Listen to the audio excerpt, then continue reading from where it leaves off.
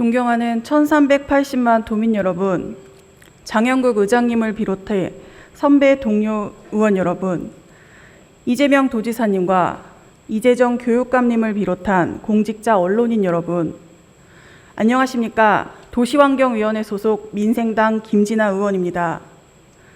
저는 오늘 두 가지 사례를 통해 공공기관의 운영 실태를 공개하고 경기도 공공기관으로서의 도덕성 회복을 촉구하고자 이 자리에 섰습니다.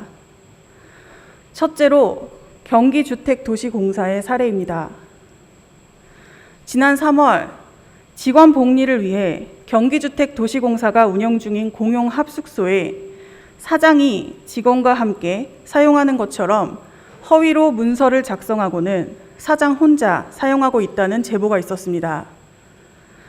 공사가 자체 감사를 실시하였고 감사 결과 공동사용이 원칙인 합숙소에 공동거주자로 이름을 올린 직원이 합숙소 신청 후 초기에 두세 차례 오갔을 뿐 실제로는 거주하지 않은 것으로 확인되어 공동거주자로 이름을 올린 직원은 주의를, 합숙소 관리 담당 직원은 견책 징계를 받았습니다.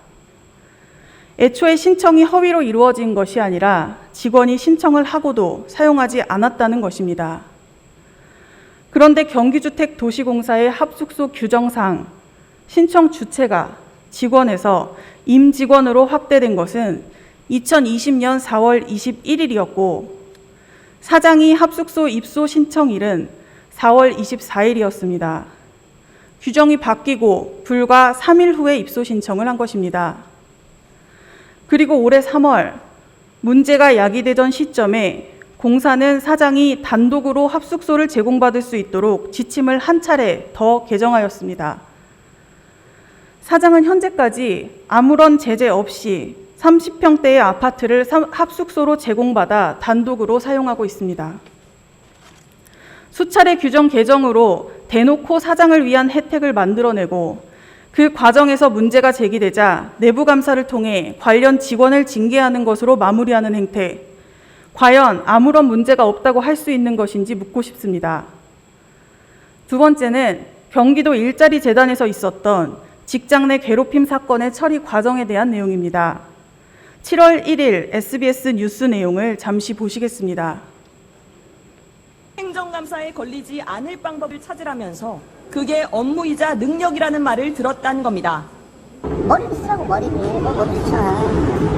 행정감사 문제 안 되는 방법을 해결하면 수도 없이 있단 말이야. 팀원들이 함께 있는 자리에서 폭언까지 들어야 했습니다. 팀장님이 더 이상 일 안 시켰습니다. 잘못 일 시켰습니다. 걸리면 죽여버린다 진짜. 어? sak살낼 거야 그냥. 알았어? 이 내용에 대해 일자리 재단은 화면과 같이 별 문제 없이 처리되는 듯한 보고서를 제출했습니다. 하지만 본 의원이 확인한 결과 가해자와 피해자의 분리조치라는 명목하에 가해자는 보직 해임 상태로 본 사업장인 부천에서 근무하고 피해자들은 부천에서 화성과 용인으로 각각 인사발령을 받았습니다. 사건이 접수된 지 2개월여가 지난 지금까지 일자리 재단에서는 정식 조사 착수나 인사위원회가 개최되기는커녕 피해자들의 출퇴근 거리가 1시간 이상 늘어난 것 외에 현실적으로는 해결된 부분이 없는 것입니다. 일자리 재단에서는 성희롱에 해당하는 메시지 전송, 노동이사가 연임을 원치 않는다는 문서에 서명하여 제출할 것을 압박받는 등 노동이 존중받는 공정한 세상을 비전으로 제시한 경기도에서 일어날 수 없는 일이 일어나고 있습니다. 이재명 도지사님, 앞에 두 사례에서 나오는 경기주택공사 사장과 일자리 재단의 팀장은 경기도지사 선거 캠프에서도 함께 일했던 지사님 측근으로 분류되는 인사들로 알려져 있습니다. 억강부약의 강에 지사님의 측근도 예외가 없고 약에 경기도 공공기관의 직원들도 배제되지 않을 것이라 기대하겠습니다. 경기도의 공공기관이 최소한 법 기준을 준수하고 직원들의 인격이 존중되는 일터가 될 수 있도록, 그리고 도민의 상식에 부합하지 않는 일이 다시는 발생하지 않도록 철저히 조사하여 조치하고 공공기관으로서의 도덕성을 회복할 것을 촉구하는 바입니다. 이상으로 5분 자유 발언을 마치겠습니다.